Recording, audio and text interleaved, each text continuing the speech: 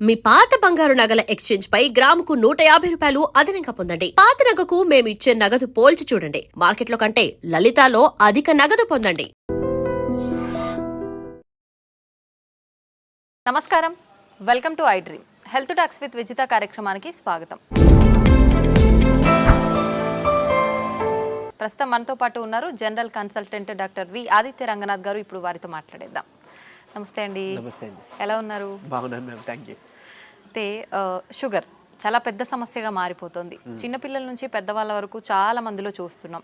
ఆహార రీత్యా కొంతమందికి వస్తే, జెనెటిక్స్ పరంగా కొంతమందికి, ఏదేమైతేనేంటి అందరిలో ఈ సమస్య అయితే ఎక్కువగా. ఇంట్లో నలుగురు ఉంటే ఇద్దరికి ఈ సమస్య చూస్తూనే ఉన్నాం. ఒకవేళ షుగర్ని రివర్స్ చేయాలి అంటే గనక అవకాశం ఉందంటారా? ఉంటే గనక ఆ టిప్స్ ఏంటో తెలియజేయండి. సో ఇప్పుడు డయాబెటీస్ వచ్చింది, లేకపోతే బీపీ వచ్చింది, థైరాయిడ్ వచ్చింది, లేకపోతే వాట్ ఎవర్, ఇదివరకు మనం విన్నది ఏంటి అని అంటే ఒక్కసారి వస్తే లైఫ్ లాంగ్ అది తగ్గడానికి ఆస్కారం లేదు. సో మనం ఏం చేయొచ్చు, కంట్రోల్లో పెట్టుకోవాలి. సో డ్రగ్స్, అదే మన మెడిసిన్ తీసుకుంటాము, రెగ్యులర్గా ఆపకుండా తీసుకుంటే కంట్రోల్లో ఉంటుంది కాబట్టి భయపడాల్సిన అవసరం లేదని చెప్తారు. అయిపోయింది, అది అక్కడతో అయిపోయింది. బట్ ఇప్పుడు రీసెంట్ అంటే చాలా ఇయర్స్ నుంచి మనకి తెలిసిందే ఏంటి అని అంటే వీటన్నిటిని కూడా మనం రివర్స్ బ్యాక్ చేసుకోవచ్చు. కాకపోతే ఆ పద్ధతి తెలియక, చాలా మంది అవేర్నెస్ లేక ఇంకా అదే భయంతో ఇప్పటికీ ఉన్నారు. అంటే ఒక్కసారి వస్తే తగ్గదు, మనం ఖచ్చితంగా టాబ్లెట్స్ మీద బ్రతకాలి లైఫ్ లాంగ్. సగం ఆ థాటే ఇంకా అనారోగ్యం తీసుకొస్తుంది అనమాట. సో అసలైన నిజం ఏంటి అని అంటే డయాబెటీస్ని కూడా మనం రివర్స్ చేసుకోవచ్చు ఖచ్చితంగా. అంటే నేను చెప్తుంది రివర్స్ అంటే పూర్తిగా డయాబెటీస్ అసలు లేకుండానే మనం ఫర్దర్ గా మనం జీవించవచ్చు, మన లైఫ్ లీడ్ చేయొచ్చు. అవకాశం ఖచ్చితంగా ఉంది. అంటే ఆరోగ్య సూత్రాలు పాటించడం వల్లనే. ఏంటండి మరి అవి? సో మెయిన్గా ఇప్పుడు డయాబెటీస్ రావడానికి కారణం ఒకటి ఇన్సులిన్ రెసిస్టెన్స్. సరే, ఇన్సులిన్ రెసిస్టెన్స్ అంటే ఏం లేదండి, ఇప్పుడు మనం ఎక్కువసార్లు తీసుకుంటాం, డే మొత్తంలో ఎక్కువసార్లు తినడం, లేదా ఏదైనా మధ్యలో గ్యాప్స్లో మళ్ళీ ఇప్పుడు లంచ్, డిన్నర్, పొద్దున్న బ్రేక్ఫాస్ట్కి మధ్యలో మళ్ళీ ఏదైనా టీ, ఏదో కాఫీ అలవాటు ఉంటుంది, లేదంటే ఇంకేదైనా స్నాక్స్ తింటాం. ఇలాంటి అలవాటు ఎక్కువ అయిపోయి ఏంటి అని అంటే మనం ఏది తిన్నా ఏది తాగినా, అంటే వాటర్ తప్పిస్తే మిగిలిన ఏం తీసుకున్నా మన బాడీలో ఇన్సులిన్ ప్రొడక్షన్ జరుగుతుంది. సో టైప్ 2 డయాబెటీస్ అంటాం ఏంటి, ఇన్సులిన్ ప్రొడక్షన్ ఉంటుంది మన బాడీలో, జనరేట్ అవుతుంది, కానీ ఆ కణాలు సరిగ్గా ఇన్సులిన్ని యూజ్ చేసుకోలేకపోతున్నాయి. దాన్ని టైప్ 2 డయాబెటీస్ కింద పరిగణిస్తున్నారు. ఒకవేళ ఇన్సులిన్ ప్రొడక్షనే లేదు బాడీలో, మన ప్యాంక్రియాస్ సరిగ్గా పనిచేయట్లేదు, అందులో ఐలెట్స్ ఆఫ్ లాంగర్హాన్స్ అని ఒక కణాలు ఉంటాయి, దాని నుంచే మనకి ఇన్సులిన్ వస్తుంది. సో ఇన్సులిన్ సరిగ్గా ప్రొడక్షన్ లేదు అని అంటే అది టైప్ 1 కింద మనం పరిగణిస్తున్నాం. చిన్నపిల్లల్లో కూడా టైప్ 1 అది చూడొచ్చు. సో ఇప్పుడు ఇన్సులిన్ ప్రొడక్షన్ జరిగి మనం తిన్న ప్రతిసారి మన గ్లూకోజ్ లెవెల్స్ ఏదైతే ఉందో అది మేనేజ్ చేయడానికి ఇన్సులిన్ ప్రొడక్షన్ జరిగి, అంటే స్పైక్ అయ్యి అది కంట్రోల్ తీసుకొచ్చి మళ్ళీ అది ఇన్సులిన్ తగ్గి ఆ స్పైక్ తగ్గి మళ్ళీ మనం తింటున్నాం, మళ్ళీ పెరుగుతుంది కదా. ఇలా అస్తమాను పెరిగి తగ్గడం వల్ల మన బాడీ అలవాటు పడిపోతుంది ఆ ఇన్సులిన్, సెట్ అయిన ఇన్సులిన్ లెవెల్కి. సో ఇన్సులిన్ రెసిస్టెన్స్ వచ్చేస్తే ఏమవుద్ది, ఇదే గ్లూకోజ్ని, అంటే రోజువారీ తినే సేమ్ అదే మోతాదు ఒక గ్లూకోజ్ని మనకి ఇప్పుడు మెటబలైజ్ చేయాలి అని అంటే ఇన్సులిన్ ఈ మోతాదుకి మించి ఇంకా ఎక్స్ట్రా ప్రొడక్షన్ జరగాల్సి వస్తుంటుంది అనమాట. అంటే ఈ లెవెల్కి అది కంట్రోల్కి రావట్లేదు, దాన్నే ఇన్సులిన్ రెసిస్టెన్స్ అంటున్నాం. సో మనం చేయాల్సిన పని ఏంటి అంటే ఇన్సులిన్ రెసిస్టెంట్ తగ్గించి ఇన్సులిన్ సెన్సిటివిటీ మనం పెంచుకోవాలి ఒకటి. తర్వాత ఆహారంలో చిన్న మార్పులే, అంటే ఇప్పుడు డయాబెటీస్ మనం ఇది చేయాలి అని అంటే సరే ఏముంది రైస్ మానేయండి అని చెప్తారు, అంతే కదా, మాకు చాలా ఇబ్బంది, మేము చేయలేము అని అంటారు. అలా ఏం కాదు, కొన్ని పద్ధతులు ఉన్నాయి, నేను చెప్తాను ఇప్పుడు ఖచ్చితంగా. అది పాటిస్తే ఏకంగా డయాబెటీస్ చక్కగా కంట్రోలే కాకుండా రాబోయే రోజులు, అంటే మీకు ఫస్ట్ 3 months 4 months కంట్రోల్ తెచ్చుకుంటారు. ఆ పైనుంచి మనకి టార్గెట్ ఏంటి అని అంటే మనం వాడుతున్న మెడిసిన్ నెమ్మదిగా డోస్ తగ్గించుకోగలగాలి. అంటే తగ్గించగలగాలి అంటే ఆటోమేటిక్గా మనకి లెవెల్స్ తగ్గితే యాజ్ ఏ మీ డాక్టర్ కానీ మేము కానీ తగ్గించగలుగుతాం కదా. తగ్గించిన తర్వాత దీన్ని పూర్తిగా రివర్స్ బ్యాక్ చేసుకొని నార్మల్ లైఫ్, అంటే ఆ ఫుడ్ని తీసుకుంటూ చక్కగా మనం ఎలాంటి ట్రీట్మెంట్, అంటే ఈ డ్రగ్స్ తీసుకోకుండా ఉండడం. మళ్ళీ అది తగ్గిపోయిన తర్వాత మళ్ళీ పంచదార తినేస్తాం, మైదా పిండి తినేస్తాం, గోధుమ పిండి తినేస్తాం, లేకపోతే ప్రాసెస్డ్ ఫుడ్ తినేస్తాం. అంటే అసలు అదే మెయిన్ ప్రాబ్లం. అంటే high saturated fats, high carbohydrates ఉండడం వల్లనే మనకు వస్తుంది. ఇది వరకు వాళ్ళకి, అంటే మన పెద్దలకి అప్పట్లో ఎందుకు రాలేదంటే వాళ్ళు ఇవేం తీసుకోలేదు కాబట్టి వాళ్ళకి రాలేదు. సో మనం అది ఫుడ్డే ఇది ఫుడ్డే కదా, ఏదో నార్మల్ లైఫ్, అంటే తగ్గిన తర్వాత మళ్ళీ తినేయొచ్చు అన్న వాళ్ళకి ఇది ఆన్సర్ చెప్తున్నా. సో అది కాదు, నార్మల్గా మీరు రైస్ తీసుకోవచ్చు, రైస్ పూర్తిగా మానే అవసరం లేదు, కాకపోతే రైస్తో పాటు కొన్ని తీసుకోవాల్సి ఉన్నాయి. సో చూడండి సింపుల్ టెక్నిక్, హై కార్బోహైడ్రేట్స్ తీసుకోకూడదు, హై కాంప్లెక్స్ కార్బోహైడ్రేట్స్ తీసుకోకూడదు, తర్వాత హై సాచురేటెడ్ ఫ్యాట్స్ తీసుకోకూడదు. సో ఇవి తప్పిస్తే మరి మిగిలిన ఆప్షన్ ఏంటి? కొంతమంది ఇక్కడ ఏం చేస్తారంటే కార్బోహైడ్రేట్స్ తీసుకోకూడదు అన్నారు కాబట్టి పూర్తిగా కార్బోహైడ్రేట్స్ని తగ్గించేస్తున్నారు, అంటే నో కార్బోహైడ్రేట్ ఫుడ్ అంటారు, అలా వెళ్ళిపోతున్నారు, కీటో డైట్స్ అని. అలా వద్దు. అలా అయితే ఏమవుతుందంటే మనకి ఇన్ని సంవత్సరాలు లేదా ఇన్ని జనరేషన్స్గా మనకి బాడీకి కార్బోహైడ్రేట్స్ అలవాటు, సో దాని డైజెషన్ అలవాటు, సో అక్కడి నుంచి మళ్ళీ అది బ్రేక్ డౌన్ అయ్యి గ్లూకోజ్ కింద మనకి కన్వర్ట్ అవుతుంది, మనకి శక్తిని ఇస్తుంది, బాగుంది. మీరు తినడం మానేస్తే ఒకటి మీకు కూడా బాడీకి అది కొత్తది ఏంటంటే కార్బోహైడ్రేట్స్ అసలు అది డైజెషన్ చేసే ఒక పద్ధతే మర్చిపోద్ది మన బాడీ. సో రేపు పొద్దున్న నార్మల్ సింపుల్గా కార్బోహైడ్రేట్స్ తీసుకున్నా దానికి చాలా కష్టపడాల్సి వస్తుంది. అండ్ ఈవెన్ ఒకవేళ జెనెటికల్గా నెక్స్ట్ జనరేషన్స్ పాస్ ఆన్ అయింది అనుకోండి, అది ఇంకా ఇబ్బందిగా, అంటే నార్మల్ అన్నమే మనం అరాయించుకోలేకపోవచ్చు, లేకపోతే నార్మల్ సమోసానే ఎంజాయ్ చేయలేకపోవచ్చు మనం. సో అట్లా, సో సరే ఓకే, హై కార్బ్స్ అంటే తెలుసు, ఈ రైస్ నార్మల్గా అవి తీసుకునేవి, ఈ రైసు తర్వాత ఈ మైదా గోధుమ పిండి ఇవన్నీ తినమని చెప్తుంటారు, అంటే రైస్ని తగ్గించి మైదా గోధుమ పిండి తినమని అంటారు కదా. సో అది కూడా రిఫైన్డ్ తీసుకుంటే, పంచదార లేకపోతే గోధుమ పిండి ఇవన్నీ రిఫైన్డ్ ఫ్లోర్ బయట కొని తెచ్చుకుంటే అది కూడా మళ్ళీ మనకు ప్రాబ్లమే. సో మనం మిల్లులో వెళ్ళి ఆడించుకుందాం, అంటే డైరెక్ట్గా వెళ్ళి మనం గోధుమలు అలాగా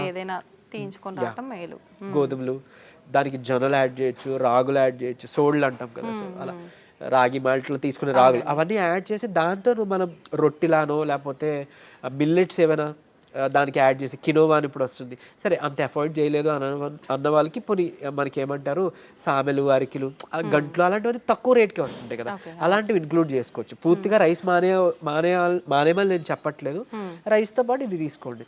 సరే ఇదంతా కాదులేండి, ఓన్లీ రైస్ నాకు కర్రీ మాత్రమే అలవాటు ఉంది, ఇప్పుడు ఇంకేదైనా సింపుల్గా చెప్పండి అని అంటే ఉంది ఒక పద్ధతి. మనకి ఇప్పుడు ఇన్సులిన్ రెసిస్టెన్స్ అని మాట్లాడుకున్నామే, HbA1c మీ అందరికీ తెలుసు, 3 నెలల యావరేజ్ తీస్తే మనకి ఎంత ఉంది అనే దాని మీద మన డయాబెటీస్ ఉందా లేదా, కంట్రోల్లో ఉందా లేదా అని తెలుస్తుంది. సో దాన్ని మనం కంట్రోల్ పెట్టడానికే కదా ఇప్పుడు అన్ని చెప్తున్నాం, మన ఇన్సులిన్ వాడాలన్నా లేకపోతే ఈ మెట్ఫార్మిన్ మన డయాబెటీస్ డ్రగ్స్ వాడాలంటే కూడా మనకు అలానే దేవుడు కూడా ఇచ్చిన ఆహారంలో ఈ పని చేసే ఉంది. ఏంటి అని అంటే ఒకటి కీరా దోసకాయలు, తర్వాత పంకిన్ సీడ్స్ గుమ్మడి గింజలు, తర్వాత పాలకూర. వీటిలో ఏంటంటే పాలకూరలో తర్వాత పంకిన్ సీడ్స్లో వైటమిన్ ఈ ఉంటుంది, అది మీ HbA1cని చక్కగా కంట్రోల్ తీసుకొస్తుంది. అండ్ ఇప్పుడు చెప్పిన ఆహార పదార్థాల్లో మీకు ఇన్సులిన్ రెసిస్టెన్స్ని తగ్గించి సెన్సిటివిటీని పెంచే ఉంటాయి. సో ఇప్పుడు సరే కొంత లిస్ట్ చెప్తాను చూడండి. మష్రూమ్స్ బాగా అదే మన ఉడకబెట్టిన గుడ్లు ఫుల్గా విత్ సొనతో పాటు తీసుకోవాలి, అది కొలెస్ట్రాల్ కాదు, మంచి కొలెస్ట్రాల్ తీసుకోండి. సో తర్వాత నెయ్యి, తర్వాత మన కీరా దోసకాయలు, తర్వాత ఓట్స్, గ్రీన్ పీస్ అదే మన పచ్చి బఠానీలు, తర్వాత రాజ్మా, కిడ్నీ బీన్స్ అంటాం రాజ్మా, అలానే మిగిలిన బీన్స్ కూడా చక్కగా మిగిలిన రకాల బీన్స్, చిక్కుళ్ళు బీన్స్ ఇట్లాంటివన్నీ తీసుకుంటే కనుక ఇవన్నీ కూడా మీ ఇన్సులిన్ రెసిస్టెన్స్ని తగ్గించినవే. సో మీ ఇష్టం, గుడ్లు ఇప్పుడు ఆమ్లెట్ రూపంలో తీసుకోండి, నిద్రకి పనికి వస్తుంది ఆమ్లెట్, ప్లస్ దీనికి కూడా హెల్ప్ అవుతుంది. సో ఈ ఫుడ్ని మీరు కంపల్సరీగా క్యాబేజీ, కాలీఫ్లవరు, సో బ్రాకోలీ కానీ ఇలాంటి ఇవన్నీ కూడా మీ ఫుడ్ డైలీ ఫుడ్లో ఏదో ఒక రూపంలో ఇంక్లూడ్ చేసుకోండి. ఏదో ఒక్క పదార్థమైనా అట్లీస్ట్ కర్రీ, మనం అది వదిలేసి మిగిలినవి ఏవో తీసుకున్నామంటే మళ్ళీ కంట్రోల్కి రాదు. మీ అందరికీ తెలిసిందే, చాలామంది ఎక్కువ పాలకూర కూడా తినరు. సో అట్లా, లేదంటే మునగాకు ఉంది, సో మునగాకును కూడా మీరు పౌడర్ రూపంలో చేసుకోవచ్చు, ఎండబెట్టేసి చక్కగా పౌడర్ చేసుకొని ఒక చెంచా యాడ్ చేసుకోండి ఒక ముద్దకి, అన్నంతో పాటు రైస్తో తీసుకోవచ్చు, హాట్ వాటర్లో కూడా తీసుకోవచ్చు, మజ్జిగలో కలిపి తీసుకోవచ్చు. ఇది ఒక మనిషికి డైలీ లిమిట్ ఒక చెంచా. సో అట్లా అని ఇప్పుడు ఏం చేస్తారంటే కొంతమంది ఏదైనా రసం, చారు దాంట్లో కలిపేస్తారు, బట్ అది కలిపేస్తే అంటే ఇంట్లో 3 members 4 members ఉంటే అందులో ఎవరికి ఎంత వెళ్ళేది తెలియదు కదా. సో డైరెక్ట్గా మీరు కలుపుకోవడం బెటర్, ఏదర్ వాటర్లోనో మజ్జిగలోనో లేదా మీ అన్నం గిన్నెలోనో. ఇంకోటి అన్నము, ఇప్పుడు అలానే అదే అన్నము కూర తినే ముందుగా 1 కప్పు కీరా దోసకాయ తీసుకోండి, లేదా బీన్స్, మొలకలు తీసుకోండి చక్కగా, ఇవన్నీ మీకు హెల్ప్ అవుతుంది. లేదంటే మన దాలింబ గింజలు 1 కప్ పెట్టుకోవచ్చు, పెట్టి ముందు అది తిని తర్వాత అన్నము కూర మనం తీసుకుందాం. అలానే అన్నం తినే ముందు, టిఫిన్ తినే ముందు, నైట్ డిన్నర్ చేసే ముందు ఏం చేయొచ్చు అనంటే కొంచెం పెప్పర్ అంటే మన మిరియాల పొడి 1 చిటికెడు తీసుకొని నిమ్మరసం యాడ్ చేసి కొంచెం గోరువెచ్చని నీటిలో ఒక కప్పు లేదా 1 గ్లాసు గోరువెచ్చని నీటిలో కలిపి తాగేసేయండి. ఎందుకు అనంటే ఇప్పుడు ఈ పెప్పర్లో ఉండే పైపరిన్ అనేది మన ఏమంటారు యాక్టివ్ ఇంగ్రీడియంట్, మెడిసినల్ వాల్యూ ఉండే ఇంగ్రీడియంట్. ఇది మన లివర్లో ప్యాంక్రియాస్లో అదే ఎక్కడి నుంచి అయితే ఇన్సులిన్ వస్తుందో అందులో అక్కడ డైజెషన్ ఎంజైమ్స్ని వాటిని కూడా మంచిగా ఇది ఏమంటారు మెటబాలైజ్ చేస్తుంది. కరెక్ట్గా మెటబాలిజం బాగా జరిగి ఎంజైమ్స్ అన్ని మంచిగా ఫంక్షన్ అయ్యేలా చేస్తుంది. సో తర్వాత ఇంకొకటి మోర్ ఓవర్ ఈ ఏవైతే కాంప్లెక్స్ కార్బోహైడ్రేట్స్ మన హై కార్బ్స్ అన్నాం కదా దాన్ని బాగా కరెక్ట్గా డైజెషన్ జరిగేలాగా మెటబాలైజ్ అయ్యేలాగా ఇది హెల్ప్ చేస్తుంది. అండ్ ఈవెన్ మన పోషకాలు ఏవైతే ఉన్నాయో ఆకుకూరలోనో లేకపోతే మనం తీసుకునే ఫుడ్లోనో అవి మన వంట పట్టడం అంటాం కదా మన అబ్జార్ప్షన్ అవి అబ్జార్బ్ చేయడానికి ఈ పైపర్ ఈ పెప్పర్ మన మిరియాలు పొడి చాలా బాగా హెల్ప్ చేస్తుంది. సో ఈ రూపంలో తీసుకున్నారనుకోండి మీరు తిన్న తర్వాత పెరిగే షుగర్ లెవెల్స్ కంట్రోల్కి వస్తాయి అండ్ ఈవెన్ మనకి లోపల ఫంక్షనింగ్ బాగా మెరుగుపడుతుంది. ఇకపోతే డయాబెటీస్ రివర్సల్ గురించి వద్దాం. సో నేను ఇప్పుడు చెప్పింది 3 to 4 months చేస్తే ఖచ్చితంగా మీ షుగర్ లెవెల్స్లో చాలా వరకు మీకు తగ్గడం మీరే గమనించుకుంటారు. మీరు ఇంత అద్భుతంగా పనిచేస్తుందా అని అంటారు. ఎందుకనంటే చాలా మందికి ఒకటి ఉండిపోయింది సైకలాజికల్గా, అంటే drugs like what ever medicine మాత్రమే మెడిసిన్, ఫుడ్ అంటే జస్ట్ ఆహారం మాత్రమే. అసలు కాదు. మీకు గుర్తుంటుంటే ఎప్పుడైనా మీ నాన్నమ్మలు అమ్మమ్మలు మీకు ఎప్పుడైనా పొట్టనొప్పి వచ్చింది అని అంటే ఏదైనా వాము కొంచెం సాల్ట్ కలిపిస్తే వెంటనే తగ్గడం మనం గమనించి ఉంటాం. లేదంటే మెంతులు మింగేసి తాగేయండి వాటర్ అంటే అవన్నీ ఎందుకు పనిచేస్తున్నాయి? ఇప్పుడు యాంటాసిడ్స్ ఏవో వెళ్ళి పరగడుపుల మాత్రలు మనం పైకి వెళ్ళి తెచ్చుకొని వేసుకుంటున్నాం. అవేం అవసరం లేకుండా వాళ్ళు బతికారు కదా. ఎలా బతికారు? ఇలానే. ఇవన్నీ ఫుడ్డే మెడిసిన్. మనకు ఒక మెడికల్ షాప్ ఉంది. ఎగ్జాక్ట్లీ.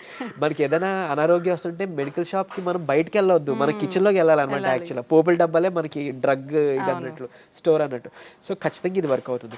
అండ్ మోర్ ఓవర్ అంటే ఇప్పుడు మన బెర్రీస్ నుంచి ప్లాంట్స్ నుంచి ఎక్స్ట్రాక్ట్ చేసిన బెర్బరిన్ అనేది ఒక సప్లిమెంట్ ఉంటుంది ఆబ్వియస్లీ. సరే అది అందరూ వాడాల్సిన అవసరం లేదు కానీ ఒక బూస్టప్ కింద పనికి వస్తుంది. అంటే ఎలా అయితే మనకి డయాబెటీస్ని మనకి తగ్గించడానికి మెట్ఫార్మిన్ అనే ఒక మెడిసిన్ తీసుకుంటున్నాము, సేమ్ ఇది కూడా అదే పని చేస్తుంది. కానీ బట్ మెట్ఫార్మిన్తో వచ్చే వైటమిన్ B12 డెఫిషియన్సీ ఇందులో లేదు, ఈ బెర్బరిన్లో లేదు. సరే ఓకే, అవైలబుల్ ఉన్న వాళ్ళు వాడుకుంటారు, అందరూ ఇది వాడాలని రూల్ లేదు. కానీ బట్ ఈ సింపుల్ టిప్స్ పాటించండి, ఇది ఒకటి. తర్వాత ఖచ్చితంగా ఒక 5 minutes వాకింగ్ ఉంటే చాలు. 5 minutes వాకింగ్ అంటే తిన్న తర్వాత ఒక 10 నిమిషాలలో 5 minutes వాకింగ్ చేస్తే చాలు. మీ ఆఫీస్ ఏరియా, మీ బెడ్రూమ్, మీ హాల్ ఎక్కడైనా ఆయాసం రావాలి, చెమటలు పట్టాలి, ఇట్లానే వాకింగ్ చేస్తేనే మనకి వర్కౌట్ అయినట్టు అని అస్సలు కాదు. బాడీ మూమెంట్ ఉండాలి. సో అది చేసుకుంటే చాలు, డయాబెటీస్ మనకి తగ్గుతుంది. రివర్స్కి చెప్పుకున్న ఇందాక ఇంగ్రీడియంట్స్ ఉన్నాయి కదా, పంకిన్ సీడ్స్ అవ్వచ్చు, మన HbA1c కంట్రోల్ చేసి ఇన్సులిన్ సెన్సిటివిటీ పెంచేవి, ఇవి మీరు చేసుకుంటే 3 to 4 months ఖచ్చితంగా రివర్స్ అయిపోతుంది. ఇప్పుడు చాలా మంది మనం చూస్తూ ఉంటామండి, జామకాయ ఆకులు, లేత చిగుర్లు అని చెప్పి, లేదు అంటే తిప్పతీగ అని చెప్పి, ఇలాంటి కొన్ని ఆకులతో వేణిల్లో వేసి మరిగించిన వాటర్ తాగుతుంటారు షుగర్ ఉన్న వాళ్ళు. ఇది వర్క్ అవుతుంది అంటారా? యాక్చువల్గా ఇప్పుడు జామాకులు ఉన్నాయి కదా, లేత తీసుకొని ఒక 4 ఆకులు మనం వేడి నీటిలో వేసి మరిగించి కషాయంలా తీసుకొని ఉదయం సాయంత్రం లేదా ఒక పూట అట్లీస్ట్ పరగడుపునైనా కానీ తాగితే కనుక అమోఘంగా ఆ రోజే పెరిగిన షుగర్ లెవెల్స్ తగ్గిపోయాయి. సో నేను ప్రీవియస్ వీడియోలో జామాకులు కషాయం గురించి చెప్పినప్పుడు చాలా మంది ఫోన్ చేసి అంటే ట్రై చేసి చక్కగా ఫస్ట్ నమ్మారు, ట్రై చేసి ఒక 2 daysలో వాళ్ళు ఫోన్ చేసి సార్ అంటే మాకు 1 day 2 dayలోనే ఇంత బాగా పనిచేస్తుంది, కంటిన్యూ చేయొచ్చు అంటారా, ఎక్కువ కాలం అన్నారు. బేసిక్గా చేయొచ్చండి, చేసుకోండి అని చెప్పారు. సో ఈవెన్ అది వాళ్ళకి ఏంటంటే డయాబెటీస్ ఎక్కువ, షుగర్ లెవెల్స్ ఎక్కువ ఉండడం వల్ల కొంతమందికి నిస్సత్వ నీరసంగా ఉంటుంది కదా, దాన్ని కూడా ఇది మనకి జామాకులు బాగా హెల్ప్ అవుతుంది. జామకాయ తినొచ్చు, బొప్పాయి తినొచ్చు, అట్లనే జామాకులు కషాయం బాగా హెల్ప్ అవుతుంది, తీసుకోవచ్చు. తిప్పతీగ కూడా తీసుకోవచ్చు. బట్ తిప్పతీగ చాలా మంది తెలియక కోవిడ్ టైంలో అంటే ఇప్పుడు వైరస్ నుంచి బయటపడాలని తెలియక చాలా మంది ఓవర్ డోసెస్లో తీసుకుని వితిన్ 15 daysలో వాళ్ళ లివర్ మొత్తం డ్యామేజ్ అయ్యి ఎమర్జెన్సీ వార్డులో అడ్మిట్ అవ్వడం, చనిపోవడం జరిగింది. కానీ నేను ఇక్కడ చెప్పే ఒక ముక్క, తిప్పతీగ ప్రాబ్లం కాదు, ఓవర్ డోస్ ప్రాబ్లం. కాబట్టి తిప్పతీగని మనం ఇప్పుడు ఒకవేళ ఒక లైక్ 1 inch తీసుకున్నాం అనుకోండి, ఆ రూట్ ఏదైతే ఉందో దాన్ని బాగా బాయిల్ చేసి మనం దాన్ని తాగొచ్చు. దాంట్లో కొంచెం ఉసిరి పొడి యాడ్ చేయొచ్చు, లేదంటే మునగాకు యాడ్ చేసుకోవచ్చు 1/2 spoon అట్లా. ఇలాగా మనం తీసుకున్నాం అనుకోండి మనకి మంచిగా బెనిఫిటే. ఇప్పుడు అలాగని ఏంటి ఫ్లాక్ సీడ్స్ ఉన్నాయి, అవిసె గింజలు ఉన్నాయి. అవిసె గింజలు మనకి కొలెస్ట్రాల్ తగ్గిస్తుంటుంది, డయాబెటీస్ని రివర్స్ చేస్తుంది బాగా. అంటే ఒక 2 చెంచాలు మనం పౌడర్లా కానీ తయారు చేసుకొని మనం ఫ్లాక్ సీడ్స్ తీసుకుంటే, ఇదే ఫ్లాక్ సీడ్స్ గురించి ఒక పేపర్లో ఒక ఆర్టికల్ వచ్చింది. ఏంటి ఫ్లాక్ సీడ్స్ తీసుకోకూడదు, లివర్కి మంచిది కాదు, లేకపోతే ఇంకోటి ఏదో అని. కరెక్టే, ఏదైనా అతిగా తీసుకుంటే మనకి ఫుడ్ అయినా ఆబ్వియస్లీ కదా. సో అంతే, అది పట్టుకొని ఉండొద్దు. అరే ఇప్పుడు తిప్పతీగ ఏదో ప్రాబ్లం, సరే తిప్పతీగ పక్కన పెడితే అట్లీస్ట్ ఫ్లాక్ సీడ్స్, ఉసిరికాయ ఫ్లాక్ సీడ్స్, లేకపోతే మన ఏమన్నా మన పెప్పర్, సో ఇట్లాంటివి ఉన్నాయి కదా, వీటి వల్ల ఏం చేయటం జరగదు. డ్యామ్ షూర్ మంచిదే. సో లిమిట్లో తీసుకోండి. ఇంకోటి ఫ్లాక్ సీడ్స్ గురించి ఇప్పుడు మాట్లాడుకున్నాం కాబట్టి చాలా మంది తెలియక దాన్ని పౌడర్ చేసి స్టోర్ చేసుకుంటున్నారు. వద్దు, అది ఏంటి అని అంటే ఆక్సిజన్కి సెన్సిటివ్ అనమాట, ఎయిర్ సెన్సిటివ్ యాక్చువల్గా. దీన్ని మనం ఎంత ఎయిర్ టైట్ దీంట్లో స్టోర్ చేసుకున్నా, ఎంత అమోఘంగా పనిచేస్తుందో ఇది అంత చేడ్ చేస్తుంది స్టోర్ చేస్తే. ఆక్సిడైజ్డ్ అయిపోయి మనం ఎంత ఇది చేసినా అది అయిపోతుంది. సో ఫ్రెష్గా తయారు చేసుకోండి. ఒక 2 చెంచాలు చిన్న మిక్సీ గిన్నెలో మాత్రం అవుతుంది, పెద్ద మిక్సీ గిన్నెలో అవ్వదు. సో చేసుకొని మీరు బటర్ మిల్క్లో మిక్స్ చేసుకోవచ్చు. కొలెస్ట్రాల్ తగ్గుతుంది, డయాబెటీస్ రివర్సల్కి హెల్ప్ అవుతుంది. అండ్ ఈవెన్ మనకి బయట బనానా ఫ్లోర్ అని దొరుకుతుంది, అరటి దీని నుంచి తీసిన పిండి. సో అది ఆన్లైన్లో వాటిలో అవైలబుల్, దాన్ని తెచ్చుకోండి. ఒక చెంచా చక్కగా బటర్ మిల్క్ దీంట్లో మిక్స్ చేసుకోండి. ఈ ఫ్లాక్ సీడ్స్ని మిక్సీలో పౌడర్ చేసుకోండి, పరగడుపునే తాగండి. మీకు డయాబెటీస్ని కంట్రోల్ రివర్స్ చేయడానికి హెల్ప్ అవుతుంది. ఎందుకు అని అంటే రెసిస్టెన్స్ స్టార్చ్ అదన్నీ ఉంటేనే మనకి యూజువలీ చాలా ఇదనమాట. సో డయాబెటీస్ రివర్స్ చేయడంలో ఈ అరటి ఫ్లోర్ ఏదైతే ఉందో అమోఘంగా పనిచేస్తుంది. ఒక్క చెంచా చాలు, మీరు తినే దాంట్లో ఎందులో కలుపుకోవచ్చు. ఈవెన్ ఏమంటారు, మీరు తినే ఏదైనా అట్టు రొట్టెలో వేసుకోండి, లేదంటే ఇలా బటర్ మిల్క్లో మిక్స్ చేసుకోండి. ఇది ఖచ్చితంగా మీ డయాబెటీస్ రివర్సల్కి హెల్ప్ అవుతుంది. సో ఎందుకు, ఇన్సులిన్ రెసిస్టెన్స్ మనకి మెయిన్గా రివర్స్ అవుతుంది కదా, అంతే.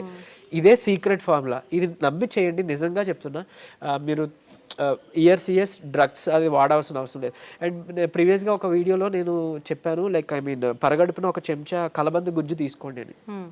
అది నేను ఎక్కడో మెడికల్ క్యాంప్కి వెళ్ళినప్పుడు ఒక ఆవిడ నా వీడియో చూసారంట, ఆవిడ కంట్రోల్ అయింది. సో మీరు ఇదివరకు వాడేవారు కదండి ట్యాబ్లెట్, ఈ నెల చాలా వరకు తగ్గింది, ఏం చేశారంటే మీ వీడియో చూసాను సార్, యాక్చువల్గా కలబంద గుజ్జు చెప్పారు, పరగడుపుని తీసుకోవడం మొదలు పెట్టాను, నాకు ట్యాబ్లెట్ తగ్గిపోయింది, సగానికి సగం డోస్ తగ్గిపోయింది. And with in next 2nd or 3rd మంత్లో ఆవిడకి పూర్తిగా నేను ఆపేశాను, ట్యాబ్లెట్ తీసుకోవాల్సిన అవసరం లేదు, ఆవిడకి డౌన్ అయిపోతుంది. సో అంత బాగా పనిచేస్తాయి మనకి దేవుడిచ్చిన ఇవన్నీ మెడిసిన్సే. సో ఇందులో చెప్పింది ఏదైనా వాడుకోండి, మీకు ఏం పని చేసిందో కమెంట్లో చెప్పండి. సో మిగిలిన వాళ్ళకి ఇన్స్పైరింగ్గా ఉంటుంది. అండ్ ఏది పని చేయలేదో లైక్ నాకు తెలిసినప్పుడు నేను సజెస్ట్ చేయగలుగుతాను మీకు ఆల్టర్నేట్గా. ఓకే, థ్యాంక్ యూ అండి, నిజంగా చాలా యూస్ఫుల్ టిప్స్ అనేది తెలియజేయడం జరిగింది. నమస్తే.